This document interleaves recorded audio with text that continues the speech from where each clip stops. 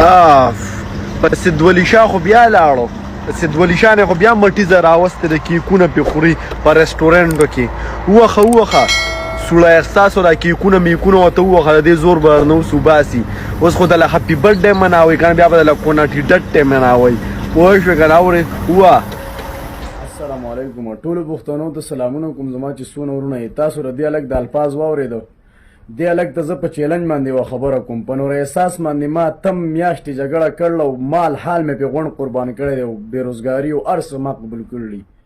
زه خو ده ته دا وایم که ته د پښتنې مور نه پیدا یې نو ستا ورور د اسماء اخلاص څخه ټکان جنګول او دوستانه یې ورسره جوړه کړې وه چې کله هغې سکس فلمونه د پیج نه شیر شو نو ستا ورور پسې بیا کنځلې شروع کړې. زه خو پښتون یم، زه نن هم دا وایم که په نور احساس باندې تا دا ثابته کړه نو زه د نور احساس انشاءالله زه وله سزا ورکولی شم چې او نور احساس تل له چا سې زنا کړله او یا د دې کومو کسانو خواله چې زی دي ورسې زنا کړله. هغه یو سټار دی، هغه به هر طرف ته ځي خو خلک یې د عزت په نظر بوځي. په بېعزتۍ ورته چا پلار هم نشي کتی. ته چې ما یادوې زما نه نور احساس لا زما په نکاح کې نه ده چې زما نه چا مټیزه بولله. زما چې دی نو د پښتنې خاورې ده او زه پې نن هم ننګ کوم. زه نن هم غیرت او پښتو ته سلام کوم چې په مخ یې نقاب دی او د یوې ښایسته پښتنې په شان د زندګي تېروي. ستا مثال خو د سپیره ته په هر چا پسې باقیږي، ستا سره حیثیت نشتي.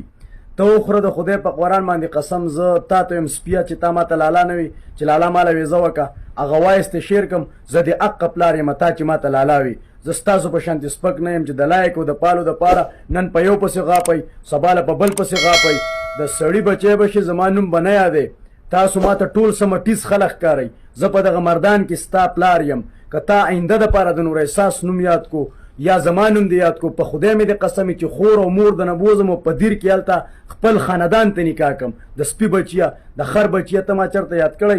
زما چې څونه پښتانه دي دا ویډیو پسې شیر کړه د نور احساس په سر نه دی خور به د نه بوځم او ځان ته به یې نکاح کم. که تا د دې جینۍ نوم په بده باندې واغست ته د یو سپینه پیدا یې. زه په نور احساس باندې فخر کوم چې د حیا څادر یې په سر دی. نن هم ویم او کال پس هم ویم 10 کاله پس هم ویم که واده زما او د هغې کېږي او که نه کېږي، که زما او د هغې جوړښت راځي او که نه راځي، خو د نور احساس په سر بدنه زه خور بوزم. انشاءالله په دقه مردان کې به پسې درځم، خور بدنه پکې دیر ته بوزم.